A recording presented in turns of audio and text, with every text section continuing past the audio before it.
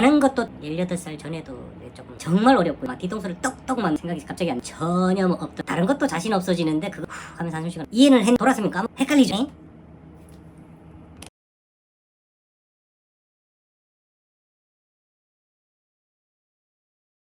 자, 안녕하십니까. 내친 김에 두 번째 영상까지 한번 찍어보려고 합니다. 첫 번째 영상은 운전, 적성, 정밀, 신규 검사 올렸고요. 같은 날입니다. 앵글만 조금 더 당겨서. 이번에 주제는 이겁니다. 대형 면허를 취득을 하고 두 번째로 할 수 있는 것은 버스 자격 시험입니다. 저도 처음에는 대형 면허만 따면 버스 몰 수 있는 거 아니야? 이렇게 이제 가볍게 생각을 했다가 버스 방향에 관심을 갖게 되면서 버스 자격 시험도 또 따로 있구나 라고 이제 생각해서 이제 준비를 했습니다. 이 준비는 한 2주 정도 했어요. 물론 아침부터 밤까지 쭉 준비를 한 게 아니라 본업을 하면서 틈나는 시간마다 1시간이 됐든 3시간이 됐든 이렇게 이제 준비의 핵심은 바로 뒤에 화면에 보이는 이 영상입니다. 총체적으로 한 2가지, 3가지 영상을 봤어요. 그 중에 제일 메인으로 본 영상은 지금 뒤에 있는 이름 나와 있네요. 양재호 선생의 버스 운전 자격 시험이라는 영상인데요. 꽤 길어요. 네, 이분 그 유튜브 채널에 들어가면 버스에 관한 거, 화물에 관한 거, 아무튼 자동차에 관한 모든 게 다 들어 있습니다. 제가 얼핏 알기로 이분이 뭐 박사과정 뭐 이 정도로 알고 있는데, 그래서 일단 신뢰가 갔고, 전 영상에도 말씀드렸지만 유튜브 정보를 찾아보실 때는 하나의 영상만 보지 말고 적어도 2가지, 3가지 영상을 봐라. 그래야지 자기의 기준점이 생긴다. 한 분의 영상에서 다루지 못했던 거, 또 다른 영상에서는 볼 수 있다. 이런 것 때문에 2-3가지 영상을 봐라. 그래서 한 2주가 걸렸다. 이렇게 이제 말씀드리는 겁니다. 주로 이번 부분은 기출 문제입니다. 왜냐면 이 테스트가 이제 약간 운전면허 시험 이런 거와 비슷하기 때문에 두꺼운 책을 사가지고 처음부터 끝까지 완전히 정독을 해서 그 하나하나 문장 문구에 대해서 이해를 한다. 이거 조금 합리적인가 이렇게 한번 생각해 보셔야 돼요. 책도 없어요. 책도 안 샀고요.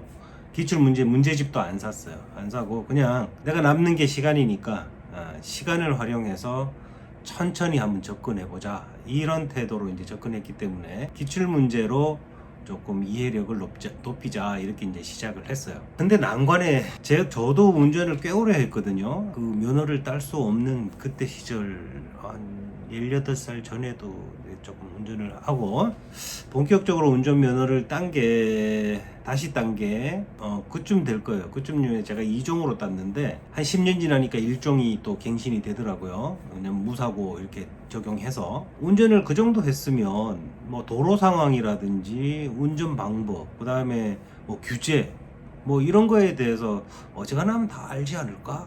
라고 해서 기출 문제를 처음부터 이렇게 접근해 갔는데 정말 어렵고요. 와, 옛날에 시험 필기 시험을 어떻게 쳤을까 이런 게 막 새록새록하고 막 뒤통수를 떡떡 맞는 그런 기분입니다. 그때 유형하고 비슷해요. 아닌 게 아닌 것은, 맞지 아니한 것은, 뭐 이런 개념으로 이제 문제가 출제가 되는데, 전반적인 교통에 관한 상황이 있고, 또 버스 자격 시험이니까 승객 운송 사업에 관한 이제 그런 내용들도 꽤나 들어있단 말이죠. 물론 그 버스에 관한 운송 사업에 관한 것은 제가 이제 새로이 공부를 해야 되는 부분. 그동안에는 전혀 접근성이 없었기 때문에 버스 기사님이지 뭐 운전하는 건 나랑 똑같지 뭐 이렇게만 생각하고 있다가 버스에 관한 내용으로 들어가니까 야, 이거는 1부터 100까지 다시 다 배워야 되겠다 이런 생각이 들었고, 나머지 전반적인 교통 상황도 야, 그거야 뭐 늘 하는 운전인데 뭐 그냥 하면 되지, 이런 생각에 오류에 빠졌다는 얘기죠. 아는 것도 틀리고 모르는 것도 틀리는 게 이 운전 테스트예요. 운전 시험이에요. 운전 관련한 시험. 그런 것을 이제 깨닫고 이제 어떻게 이제 시작을 했냐. 영상 처음부터 쉬운 말로 1번 문제부터 뭐 관련 법규, 뭐 규제, 생각이 갑자기 안 나네. 그런 것들을 처음부터 다시 다 배워야 되겠다. 아는 것도 짚어가고 모르는 것은 반복해서 보고 뭐 이런 개념으로 이제 딱 접근을 시작합니다. 실제로 그래요. 여러분들 내가 본인이 운전을 뭐 적어도 한 20년 이상 하셨을 거잖아요, 그죠? 하시면 다 알 것 같죠? 진짜 모릅니다. 근데 이게 장담해요. 그 시험 테스트에 나왔던 문제 지금 공부 안 하신 상태로 한번 풀어보세요 하면 60점 안 나옵니다. 근데 장담합니다, 진짜로. 그의 하나로 제가 영상을 한 2분, 3분 정도의 영상을 처음부터 끝까지 다 봤거든요. 그리고 모르는 부분은 체크도 하고 다 이제 거의 다 한 80% 이상은 내가 다 이해를 했다라고 생각해서 시험장 딱 갔는데 전혀 없던 문제, 전혀 몰랐던 문제도 몇 문제가 튀어나옵니다. 정말 당혹스럽고 솔직히 말하면 찍었습니다. 예. 그래서 테스트 통과는 한 87.5, 87점 뭐 몇으로 알고 있는데 잘 기억은 안 나고, 하여튼 그래도 60점보다는 조금 높은 수치로 나와서 밝게 웃었던 그런 기억이 있는데요. 다시 돌아가서 공부 방법은 기출 문제를 1번부터 유심히 보시고 모르는 거, 잘 몰랐다 하는 부분들은 요거처럼 저처럼 이렇게 이제 메모를 합니다. 메모를 하는데 저는 메모 방법을 하나 그냥 만들었어요. 일단은 모르는 문제는 무조건 적자. 그 다음에 아는 문제인데 잘 나올 것 같다, 예상이죠. 잘 나올 것 같다 라는 것도 적자. 그리고 세 번째, 이 페이지 순서는 관계없습니다.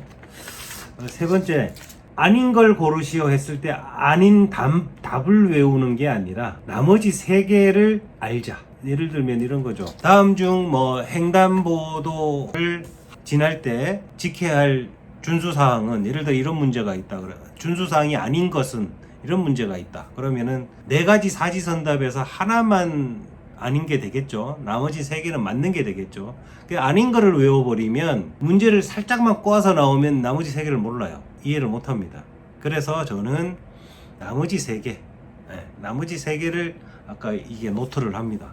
저녁에 퇴근을 해서 집에 가서 밥을 먹고 와이프는 드라마를 시청하고 저는 그 옆에서 이걸 봤어요. 뭐 되게 열심히 했다 이런 뜻이 아니라 그냥 틈날 때 조금 봤다 이런 정도로 이해하시면 될 것 같아요. 그렇게 해서 이제 이해를 조금 하고 나면 문제가 살짝 꼬아서 나오더라도, 왜냐면 인터넷이나 유튜브에 나오는 문제가 그대로 안 나와요, 여러분. 아까 나왔던 그런 문제 유형이 나오면 다음 중 횡단보도를 뭐 주행할 때 주의할 사항이 맞는 것은 이렇게 나와버린다. 그러면 아까는 아닌 것을 외웠는데 지금은 맞는 것은 문제가 이렇게 나오면 틀려버린다는 얘기. 그래서 저는 메모를 이제 이런 식으로 했고, 네 번째는 다른 영상을 보면 같은 문제가 나와요, 그죠? 같은 유사한 유형의 문제가 나오면 그거를 또 반복해서 적었어요. 왜냐면 내가 반복해서 적는다는 얘기는 첫 번째에 적는 패턴이 뭐라 그랬죠? 모르는 문제는 적는다 이랬잖아요, 그죠? 그러니까 앞에 영상을 한번 쭉 봤지만 이제 그거를 다시 집에 가서 반복해서 봐서 이제 안다 싶었는데 다른 영상에서 다른 분이 이제 해석할 때 비슷한 유형인데 내가 그걸 못 맞추고 있는 거야. 긴가민가해. 기억도 안 나고. 그러니까 다시 적는 거야. 그래서 이제 메모를 보시면 이거 준비한다고 이권 새 책을 새 노트를 한 반 정도 사용했거든요. 그래서 중복되는 게 한 3개 정도 나옵니다. 제일 어려운 게 저는 뭐 벌금 문제, 법규 문제, 벌금 문제, 이런 게 제일 어렵더라고요. 왜냐면 외울 게 숫자가 많잖아요. 그런 거. 그 다음에 나머지들은 조금 이해하고 넘어가면 된다라는 거죠. 제일 쉬운 방법은 내가 버스 기사다라고 생각하고 이 문제를 풀면 조금 더 쉬워집니다. 그냥 우리는 습관적으로 승용차 운전자 이렇게 지금 생각하고 문제를 접근하거든요. 물론 거기에 해당되는 문제들도 많지만 보편적인 문제가 많지만 버스가 기사가 되어야만 이해할 수 있는 문제들도 있어요. 그러다 보니까 내가 버스 기사다, 내가 그 큰 차 뒤에 승객이 40명 이상 타고 있다, 혹은 내가 이렇게 높은 데서 아래를 내려보는 그런 상황이다, 뭐 이런 등등의 내가 버스 핸들 큰 거를 이렇게 돌리고 있다, 뭐 이런 상황을 상상하면서 문제를 풀면 조금 더 팁이 될 수 있습니다. 아까 말씀드렸다시피 막상 테스트장에 가니까 난 다 안다, 한 80~90% 안다고 생각했는데 테스트 가니까 전혀 생판에 처음 접하는 문제들이 나온다 이거죠. 물론 그것 좀은 나 틀리고 뭐 60점 맞을 수 있어 라고 그냥 자신감 있게 가신다면 그것도 뭐 박수 칠 일이지만, 사실은 다른 것도 자신 없어지는데 그것마저 틀리면 문제가 생기는 거죠, 그죠?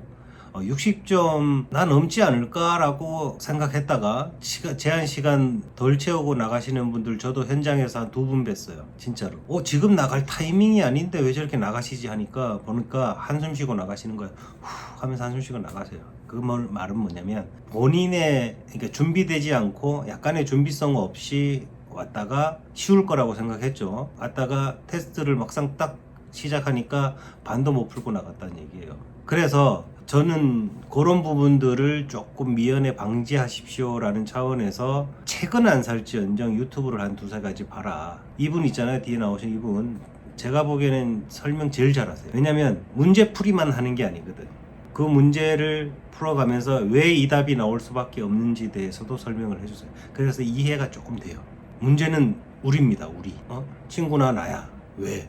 이해는 했는데 돌아서면 까먹어.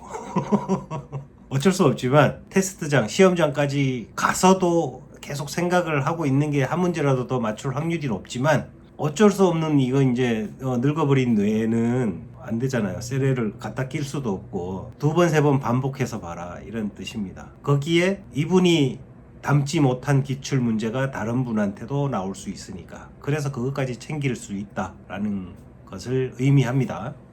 네, 참고로 뒤에 화면이 바뀌었죠. 이분 영상도 제가 거의 뭐 시리즈가 좀 있는데 시리즈까지 다 정시청, 정독 뭐 그런 거 했습니다.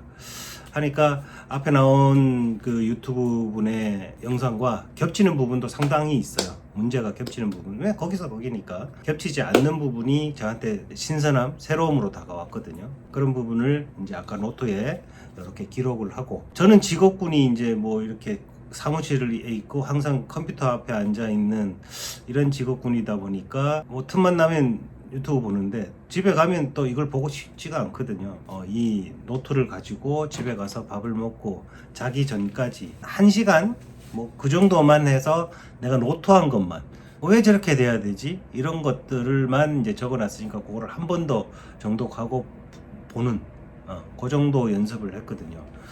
그러니까 당일 전날 시험 치기 당일 전날 자신감이 살짝 올라갑니다. 살짝 올라가요. 없는 것보다 낫잖아요. 그죠? 자신감 없이 시험장 가서 아예 어찌 되겠지 뭐 그냥 내 실력으로 치다 보면 뭐 그 60점 못 넣겠어?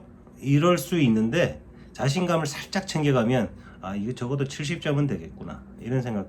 이게 더 안전빵 아닙니까? 안전빵이죠. 그러니까 여러분들도 저와 같은 똑같은 방법을 해라 이런 얘기는 아니지만 저처럼 이렇게 모르는 문제에 대해서 첫 번째 모르는 문제를 적어라.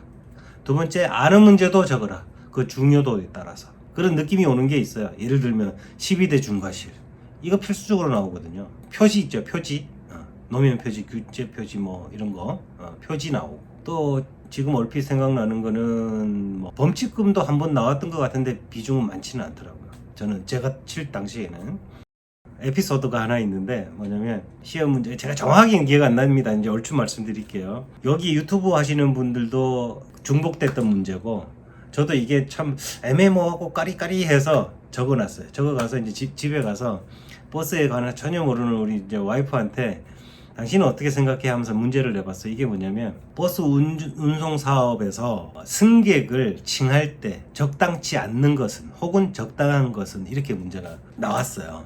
예를 들어 1번 승객 그냥 승객 그 다음에 2번 아저씨 아주머니 3번 고객님 뭐 5번 기사 뭐 이렇게 나왔어요. 그러면 승객을 칭할 때 적당치 않는 것은 하면은 이제 답이 뻔하잖아요. 그죠? 기사를 승객이라고 그러지는 않잖아. 예를 들어 이렇게 답이 명확해질 수 있는 게 있는데 그때 문제가 뭐냐면 여기서 해설을 해줄 때 승객을 고객이라고 할 수는 있는데 정확한 답은 뭐 손님 이런 개념이다.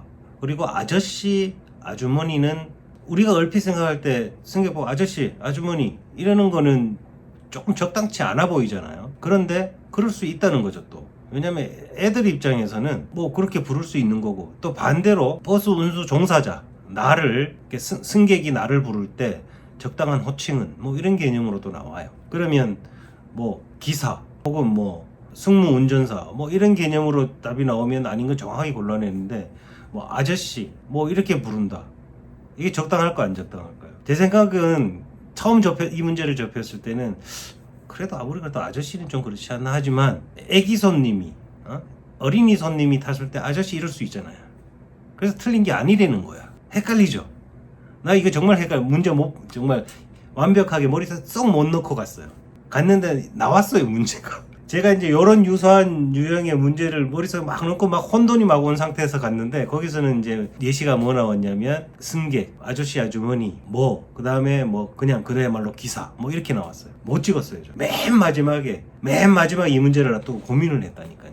야, 내가 찍긴 찍어야 되겠는데 뭘 찍어야 되지? 그 전날 봤던 이런 문제들이 막 혼재가 돼가지고 명확한 답을 못 찍겠다더니, 이게 틀렸는지 안 틀렸는지는 몰라요. 이 얘기가 좀 길어졌는데, 이렇듯 이런 문제가 나올 수 있으니까 나올 것 같아요, 이 문제는. 왜냐면 운수 사업에 관련된 거니까.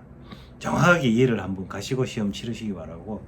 또 지금 얼핏 생각나는 거는 시스템 대한 거 나옵니다. 반드시 나올 것 같아요. BMS, BIS.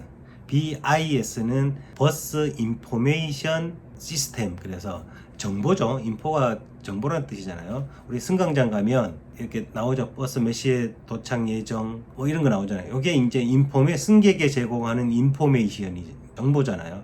그래서 이거는 BIS다 이렇게 개념을 갖고 계시고, BMS라는 게 있어요. 기사 오른쪽 옆에 이렇게 단말기가 하나 있는데, 거기에 보면은 내하고 앞차와의 거리, 그 다음에 내 위치 정보를 그 사업장에 제공하는 것들, 이런 것들은 MS, 매니지먼트, 관리란 뜻이거든요. 버스 매니지먼트 시스템. 그래서 그런 개념을 알고 가셔서 문제가 그렇게 나와요. 승객에 대한 도착 시간 예정 정보를 알려주는 시스템은 무엇인가요? 이렇게 나오거든요. 그럼 BIS죠. 근데 이걸 모르고 가면 BMS, BIS 헷갈립니다. 왜냐면 사지선답에서 네 가지가 글씨 한두 개 틀리고 비슷하게 나오거든요. 그런 것도 유의하셔야 된다, 이 말이에요. 아무튼 저도 맞았는지 틀린지 몰라요. 우리 답을 알 수 없으니까 그냥 결과론적으로 저도 그렇게 이제 나왔으니까 맞았겠거니 하고 이제 지나가는 거죠. 지금 두리뭉실을 한 얘기일 수도 있어요. 만약에 여러분들 이제 준비하시는 과정에서 궁금하신 게 있으면은 댓글로 좀 남겨주시면 제가 답이 가능한 얘기면 제가 달아드리고, 그렇지 않고 정말 전문적이다 이런 거는 제가 전문인이 아니기 때문에 무시하겠습니다. 모르니까. 저처럼 대한민국 평범한 50대가 현재 해오던 직업을 접고 혹은 버리고 다른 직업을 선택할 수밖에 없었을 때, 그 중에 버스 기사라는 직업을 택할 수밖에 없을 때의 과정을 과하는 영상이기 때문에, 저처럼 이런 과정에 들어선 분들한테 조금이나마 도움됐으면 좋겠다라는 차원에서 말씀드리는 거니까, 이 다음 영상은 대형 운전면허 시험. 제가 영상을 지금 거꾸로 만들고 있죠, 그죠? 대형 면허 취득부터 해서 지금 찍는 이거 버스 운전 자격 시험, 운전 정밀 적성 검사, 이거 순서대로 가야 되는데 역으로 가고 있습니다. 한 가지 마지막으로 말씀드리면은, 저도 이제 최근에 한 건데, 버스 운전을 하기 위해서는 이제 순서가 대형 면허를 취득하고 버스 운전 자격증을 따고 그다음 운전 적성 정밀 검사를 받는 건데, 제가 이제 근래 조금씩 공부하고 있다는 화물은 일단 대형 따야 되고, 대형은 똑같고, 운전 적성 정밀 검사를 먼저 취득을 해야 적합 판정을 받아야 화물 자격증을 받을 수 있답니다.